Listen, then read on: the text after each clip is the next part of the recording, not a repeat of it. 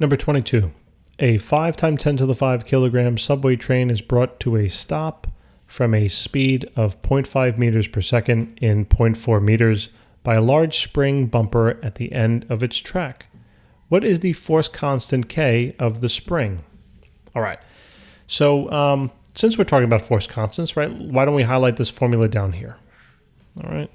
So it says that the potential energy, right, of a spring, the elastic potential energy, that is equal to 1/2 times the spring constant, or the force constant, right, multiplied by then the change in the spring's length squared. All right. So now in order to find K, I got to know two things. I got to know the change in the spring's length, which we do, right? I mean, if you look at the picture over here, right, there's change in the spring's length. The initial case is in black, the final case is in, yellow. So the change in that length was 0.4 meters. It told us that in the problem, so we know this. The only thing now we got to figure out is this piece. All right. Well, they didn't tell us anything about the potential energy of the spring, right? So we must find this energy from some other form. All right. So what's the other energy form in the equation? Not in the problem.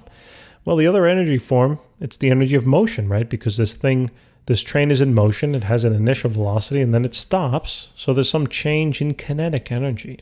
All right. Now remember, energy is conserved, right? So we can say something like this. We can say something like that the potential energy, right, plus the kinetic energy should equal 0. Okay. And I'll say the potential energy of the spring, right? So now if that's the case, which it is the case, then solving this equation for the potential energy of the spring, I would have something like this. That's equal to negative KE, right? So now what I'll do is I'll simply take, actually let me just bring this up because maybe I'll do some of the work. I'll bring this up to the top here. So now what I can do is I can simply take this value, right, and plug it in for the potential energy of the spring. And now what that allows me to do is that allows me to look at this from a different perspective, right? I'm really looking at the kinetic energy, all right? And probably what would be better is to think of these as changes, right? Change in the potential energy of the spring plus the change in the kinetic energy, all right? If we looked at these in terms of changes, it'd be a little better. So just think about this right here as the change in kinetic energy, all right? So what I'll do is I will add that to this right here. So change in the kinetic energy will be equal to then 1/2 times the force constant times that compression squared. All right. Now, how do we find change in kinetic energy? Well, that's simply this formula, right? So we have the kinetic energy, right? The change in kinetic energy is equal to 1/2 m times v squared, the final velocity squared, that is, minus the initial squared. I've derived this equation in a couple of cases, right, on a few of the prior problems. So I think you guys are familiar with this now. So what I'm going to do is simply take this, since this is equal to the change in kinetic energy, I can simply take it and plug it in, right? What does that look like now? Well, that looks like negative multiplied by 1/2 times the mass times the final velocity squared minus the initial velocity squared, okay?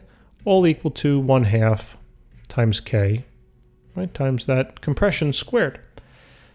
Now, guess what? I know everything, right? I know, not that I know I know everything in this problem, okay? So we know the mass, right, that was given. We know the final velocity. We know the initial velocity. We also know the compression. All right, so I can simply now, let's just solve this thing for K. So let's divide out then the 1/2 kx squared from both sides, okay? 1/2 kx squared. And if you notice, right, the halves here will cancel. And this whole, not the whole side cancels, but everything but the k.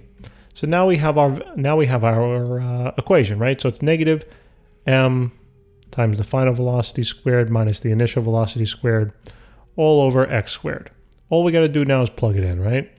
So the force constant here will be equal to negative, the mass was 5.00 times 10 to the 5th, right? The final velocity was 0, and then it's going to be minus the initial, which was 0.5, right? 0, 0. I'm just going to leave out the 2 zeros there, squared, just because I'm running out of space. And that whole thing divided by the compression of 0.400 squared. So all we got to do is solve it now. right? I'm going to put the final answer on the left. All right, so let's just plug it into the calculator. So negative 5 times 10 to the 5 times negative 0.5 squared, right? All divided by then 0.4 squared. So we get a positive now, 7.81 times 10 raised to the, let's see, times 10 raised to the 5th, all right? And the units of the force constant for springs are in Newton per meter, all right? So, guys, thank you so much for tuning in. Please remember to subscribe, and I'll see you in the next question. Take care.